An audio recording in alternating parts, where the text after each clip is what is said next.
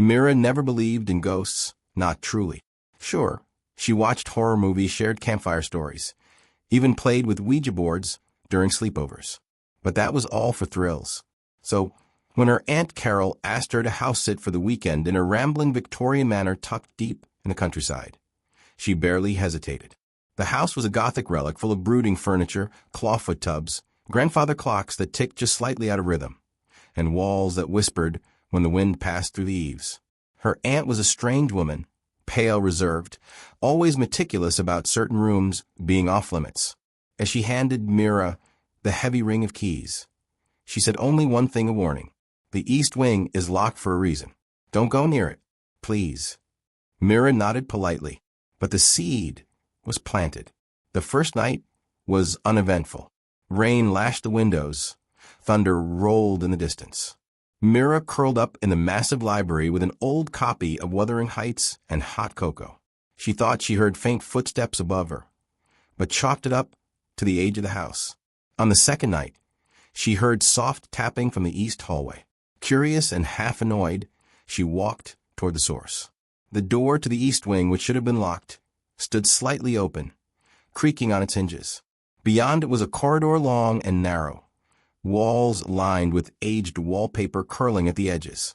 At the end stood a door with a crystal doorknob, cold to the touch. Mira opened it slowly. The room inside was peculiar, a large, circular space with mirrors on every wall. Dust coated the glass, but through it she could see herself standing, pale and confused, except for one mirror. In the far left panel, there was someone else standing behind her, a woman in a white gown with long black hair obscuring her face. Mira spun around. Nothing. She turned back. The woman in the mirror smiled and lifted a hand. She waved. Mira stumbled backward, heart hammering, and fled the room. She slammed the door, locked it with one of the older brass keys, and tried to calm herself down.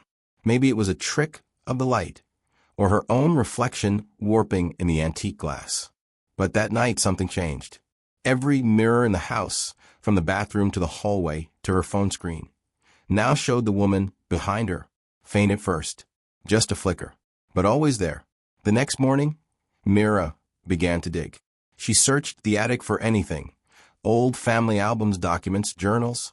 What she found chilled her to the bone. A single dusty photograph. Her aunt, young, smiling beside a woman who looked exactly like her, yet not. Softer, warmer. The back was labeled, Carol and Clara, 1963. Clara, a twin sister never mentioned before. More digging unearthed police reports. Clara Wren missing, presumed dead after a mental breakdown. Rumors swirled. Neighbors claimed Carol had kept Clara locked away after she began talking about voices in the mirrors.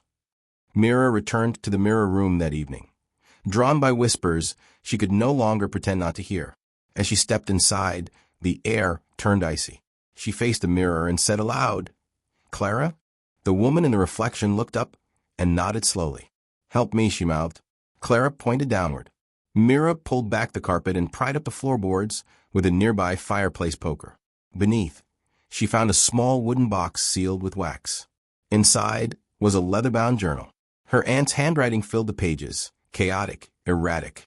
Clara wouldn't stop. She said they spoke to her through the mirrors. She said they told her I was jealous, that she was the favorite, that she had more beauty, more light. I couldn't let her leave. I bound her there, in the place where she always looked for truth. Mira was still reeling when the door slammed shut behind her. She whirled around to see her Aunt Carol, older now, but eyes burning with the same madness as the journal scrawl. "I told you not to come in here," she hissed. "You locked your sister in a mirror." Mira cried, holding up the journal. "She was dangerous," Carol snarled. "She wanted to leave me." The mirrors began to tremble. One by one, they cracked, spiderwebbing from the center. Clara's reflection grew clearer with each fracture. Then she stepped out. The ghostly figure rose from the shards. No longer just a reflection, but a form. Her white gown fluttered despite the still air. Carol backed away, pleading, "Clara, no, please." But Clara didn't attack. Instead, she walked toward her sister and placed her hands gently on her shoulders. And then she entered her. Carol's body arched, spasmed, and dropped to the floor. Silence. Then slowly the woman stood. Her face looked like Carol's, but different. Softer. A calm serenity in her eyes. "Thank you," she said to Mira, her voice a whisper on the wind. And she walked out of the room and into the dawn.